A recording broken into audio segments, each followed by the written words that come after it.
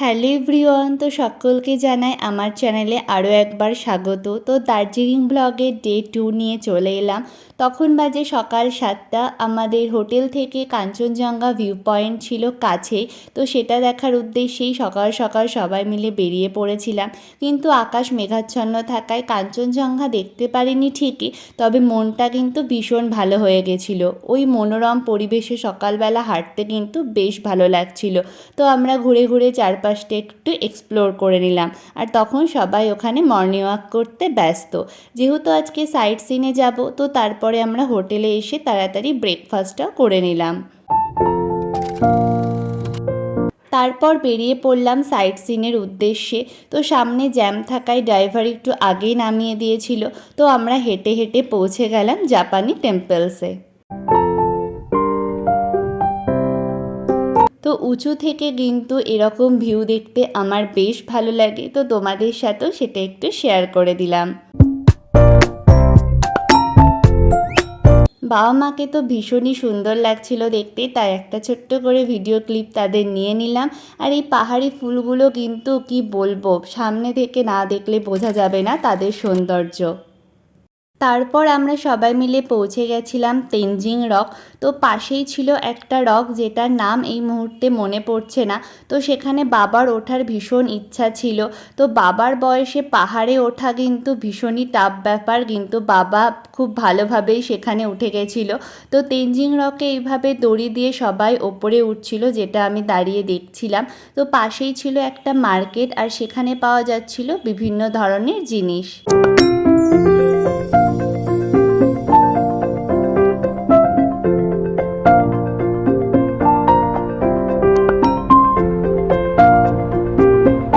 তো মার্কেটটা ঘুরে তারপরে আবার গাড়িতে চড়ে আমরা চলে গেছিলাম একটা চা বাগানে। এটা আমাদের যেতেই পড়েছিল, তো ড্রাইভার এখানে দাঁড় করিয়েছিল। তো চা বাগান প্রথম দার্জিলিংয়ে এসে দেখা ভীষণ সুন্দর একটা অভিজ্ঞতা। আগের দিন দেখেছিলাম চা বাগান, তো সেখানে নামতে পেরেছিলাম না খুব একটা। তো এইখানকার চা বাগানটা দেখে বেশ ভালো লাগছিল। তো ওখান থেকে বেরিয়ে চলে এসেছিলাম আমরা রোপওয়ে চড়বো বলে। তো রোপওয়ের টিকিটটা কেটে নিয়েছিলাম। প্রায় 1 ঘন্টা দাঁড়িয়ে তারপরে আমরা আমাদের রোপওয়ে চড়তে পেরেছিলাম। তো তারপরে আমরা সবাই মিলে রোপওয়েতে উঠে পড়লাম। আর এই রোপওয়েটা রঞ্জিত ভ্যালি টি গার্ডেনটা পুরোটা কভার করে। তো রোপওয়ে থেকে টি গার্ডেন দেখতে কিন্তু বেশ ভালো লাগছিল, আর মাঝে মাঝে আমার একটু ভয়ও লাগছিল।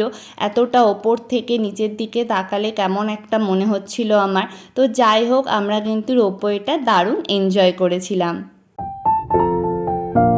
তো 20 মিনিট ধরে রোপওয়ে চড়ার পরে রোপওয়ে যেখানে গিয়ে থেমেছিল সেখানে একটা পার্ক ছিল। তো ওখানে আমাদের কিছুক্ষণ ওয়েট করতে হয়েছিল আবার ফিরে আসার জন্য।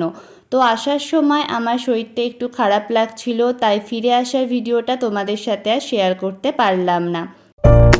তো তারপরে চলে গেছিলাম আমরা দার্জিলিংয়ের জুতে। তো টিকিট আমরা কেটে নিয়েছি, আর হাতে সময় ভীষণ অল্প ছিল, কারণ ব্যাক করার একটা ব্যাপার ছিল। তো আমাদের টার্গেটই ছিল আমরা রয়্যাল বেঙ্গল টাইগারটা দেখব। তো সেই মতো আমরা এগোচ্ছিলাম তার দিকে।